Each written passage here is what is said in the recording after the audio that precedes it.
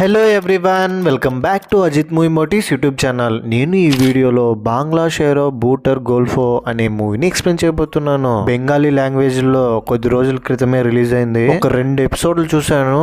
నాకైతే చాలా బాగా నచ్చింది. లిటరలీ ఒక్కొక్క స్టోరీలో ఒక్కొక్క మీనింగ్ ఉంది. అండ్ అంతేకాకుండా ఇది ఒక హర్రర్ థ్రిల్లర్ స్టోరీ. చూస్తుంటేనే చాలా భయం వేసింది. ఒక ఎపిసోడ్ కి ఇంకో ఎపిసోడ్ కి సంబంధం ఉండదు. 2 డిఫరెంట్ స్టోరీస్. ఇంకా ఏ మాత్రం లేచేయకుండా నేనైతే ఎపిసోడ్ 1 లోకి వెళ్ళిపోతాను. అంతకంటే ముందు మీకేం చాలా తెలుసు కదండి, చిన్న లైక్ అండ్ స్మైల్తో వీడియోని స్టార్ట్ చేసేయండి.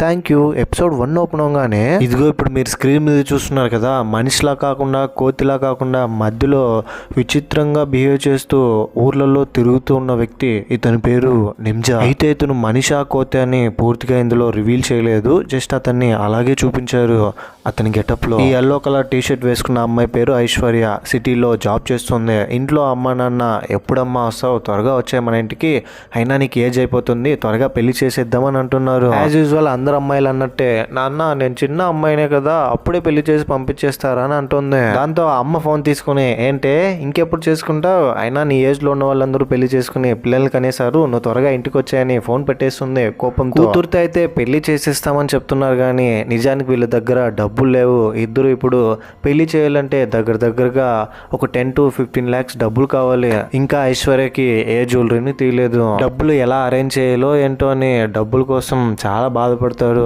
లాటరీ టికెట్ తీసుకెళ్ళి చెక్ చేస్తాడు. ఈ రోజు లాటరీలో నంబర్ వచ్చిందా లేదా అని. ఈ రోజు కూడా రాలేదు. 20 సంవత్సరాల నుంచి నేను లాటరీ టికెట్ తీస్తున్నాను, కానీ ఒక్కరోజు కూడా నాకు తగలేదు, నేను చాలా దురదృష్టవంతుడని అతనితో చెప్పి అక్కడున్న అతనితో ఇక మీదట ఈ లాటరీ టికెట్ తీసుకోవడమే డబ్బులు దండగా అంటూ అతన్ని దురదృష్టవంతుడు, నేను చిన్నప్పటి నుంచి ఇంతే, డబ్బులు వస్తాయి కానీ నా దగ్గర నిల్వ ఉండదని, నా కూతురికి ఎలా పెళ్లి చేయనని సాడ్ గా అతను తిట్టుకుంటూ చిరాగ్గా అక్కడ నుంచి రోడ్లో తిరిగి వెళ్తుంటే చెట్టు కింద ఇంతకు ముందు నింజా గురించి చెప్పాను కదా, కోతిలాగా ఉంటాడు, అతను ఇతని దగ్గరకు వచ్చి, అంకుల్ ఇప్పుడు మీకేంటి డబ్బులు కావాలి కదా, మీ బాధ నాకు అర్థమైంది, డబ్బుల కంటే గొప్ప పవర్ని నేను నీకు ఇస్తాను, అయితే నువ్వు జాగ్రత్తగా పెట్టాలి, దానికి నువ్వేమి ఇవ్వాల్సిన అవసరం లేదు, ఒక 2 అరటి పళ్ళు పెట్టు, తినేసి దాని పని అది చేసుకుంటుందని చెప్పి ఒక కోతి హ్యాండ్ని కట్ చేసిన ముక్క ఇస్తాడు. హ్యాండ్ని చూసిన తర్వాత అతను భయపడతాడు. ఏంటిది ఇలా ఉందని, చూడడానికే భయంకరంగా ఫుల్ బ్లాక్ షేడ్లో ఉంటుంది. దీన్ని ఇచ్చిన తర్వాత మీరు తీసుకెళ్ళి ఇంట్లో పెట్టండి, మీరు ఏ కోరిక కోరినా ఇది నెరవేరుస్తుంది, దీనికి మీరు చేయాల్సిందంటూ ఏం లేదు, జస్ట్ ఒక 2 అరటిపళ్ళు పెట్టండి దాని దగ్గర అని చెప్తాడు. దాంతో నువ్వెవరో నాకు తెలీదు, చూడడానికే కొంచెం విచిత్రంగా ఉన్నావు, డబ్బులు వస్తాయంటే నాకు ఇంతకు మించింది కావాల్సింది ఏముందని ఆ హ్యాండ్ని తీసుకెళ్ళి ఇంట్లో పెడతాడు. భార్య కిచెన్ లో నుంచి రాగానే భార్యకు చూపిస్తే భయపడుతుంటాను, ఏంటంటే ఇది ఇలా ఉందని. ఒకసేపు పిచ్చిదానా, భయపడకు, ఏం కాదులే, ఇది మన అదృష్ట దేవత, ఇక నుంచి మనం ఏదైనా కోరికలు కోరితే ఇది నెరవేరుస్తుందంట, ఒక ఆయన ఇచ్చాడని నింజా గురించి చెప్పి అప్పటి నుంచి ఇంట్లోనే ఆ హ్యాండ్ని పెడతాడు ఒక బుట్టలో.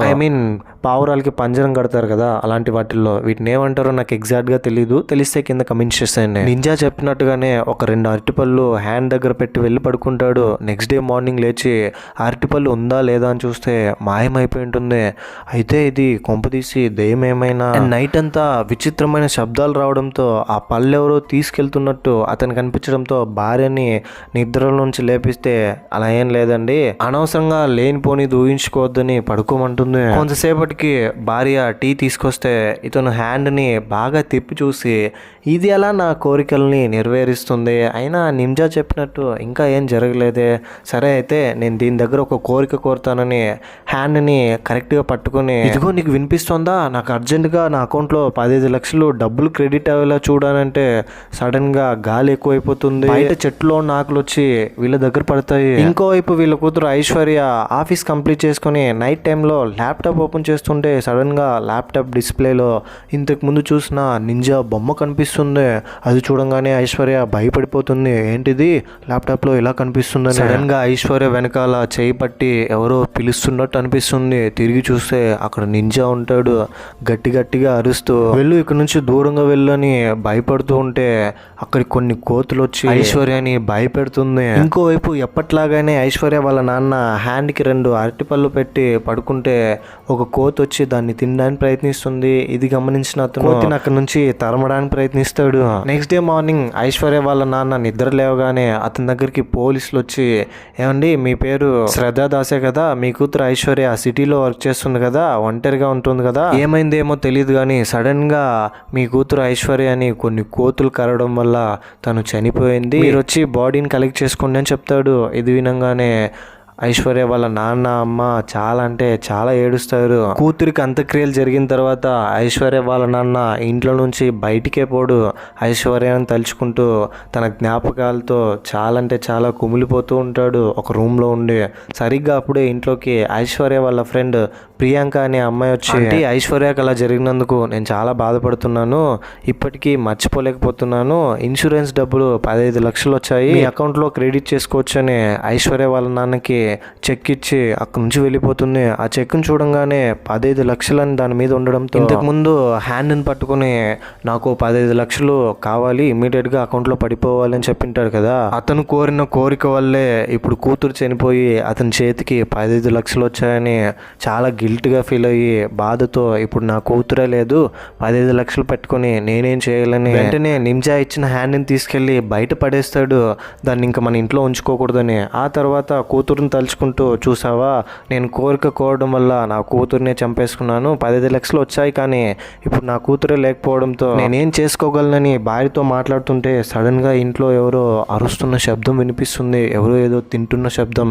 ఏంటా అని వెళ్ళి చూస్తే మళ్ళీ దాంట్లో హ్యాండ్ ఉంటుంది. నేను వద్దనుకుంటున్నా కూడా ఇది నన్ను వదిలి వెళ్ళట్లేదే అని బాధపడుతూ దీన్ని ఏం చేయాలో థింక్ చేస్తుంటే ఆయన భార్య, ఏమండి నాకు ఒక ఐడియా వచ్చింది, ఇది ఏ కోరిక కోరినా నెరవేరుస్తుంది కదా, అందుకనే మనిషిని చంపేసి 15 లక్షలు ఇచ్చింది, ఇప్పుడు అదే మనిషి ప్రాణాలతో బ్రతికి రావాలని కోరుకున్న కూతుర్ని మళ్ళీ బ్రతికించమని అడిగితే ఒకసారి కోరుకున్నందుకే ఒక ప్రాణం పోయింది, ఈసారి అలా నేను కోరుకుంటే ఇంకేం అనర్థం జరుగుతుందో అని భయపడుతూ నేను అలా చేయనంటే, లేదండి నా కోసం పెళ్ళైనప్పటి నుంచి మిమ్మల్ని నేను ఏం కోరుకోలేదు, ఫస్ట్ టైం అడుగుతున్నాను, నా కోసం ఇది చేయండి అని కన్విన్స్ చేసి తిరిగి ఆ హ్యాండ్ దగ్గరికి వెళ్ళి నా కూతుర్ని బ్రతికించు అని అడుగుతాడు. సడన్ గా లైట్స్ ఆఫ్ అవుతాయి, వెనకాల ఒక విచిత్రమైన రూపంలో ఐశ్వర్య వస్తుంది. మెల్లగా అడుగు మీద అడుగు వేసుకుంటూ పాడైపోయిన స్కిన్తో ఐశ్వర్య వాళ్ళ అమ్మ నాన్న దగ్గరకు వచ్చి వాళ్ళ గొంతు పట్టుకొని చంపేస్తుంది. ఇంతకుముందు నింజా కరవడంతో బాడీ అంతా డ్యామేజ్ అయి ఉంటుంది కదా,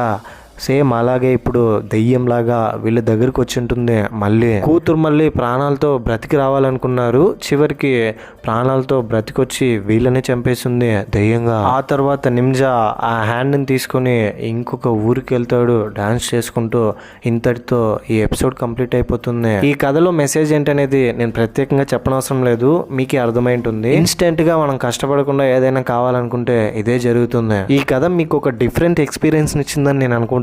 ఇంకో ఎపిసోడ్ కూడా ఉంది, దీనికి ఆ ఎపిసోడ్ కి సంబంధం లేదు, కానీ ఇలాంటి ట్రోప్స్ ఉన్న స్టోరీనే అది, అందులో కూడా హర్రర్ ఎలిమెంట్స్ ఉన్నాయి. ఈ వీడియోని ఇప్పటికే షార్ట్ గా ముగిస్తున్నాను, ఇంకో వీడియోలో ఇంకో పర్టికులర్ ఎపిసోడ్ గురించి మాట్లాడుకుందాం. ఈ కథపై మీ ఒపీనియన్ ఏంటి, నా ఎక్స్ప్లెనేషన్ మీకు ఎలా అనిపించింది అనే దాన్ని ఏదో ఒకటి కింద కమెంట్ బాక్స్ లో తప్పకుండా నాతో షేర్ చేసుకోండి. అండ్ ఇలాంటి కైండ్ ఆఫ్ మరిన్ని మూవీస్ అండ్ ఎక్స్ప్లెనేషన్ వీడియోస్ కోసం మన ఛానల్ ని సబ్స్క్రైబ్ చేసి బెల్ ఐకాన్ క్లిక్ చేసేయండి. ఇంకో ఇలాంటి ఇంట్రెస్టింగ్ వీడియోతో మీ ముందు ఉంటాను. అంతవరకు సేఫ్గా ఉండండి, నవ్వుతూ ఉండండి, నవ్విస్తూ ఉండండి. Thank you. జై హింద్.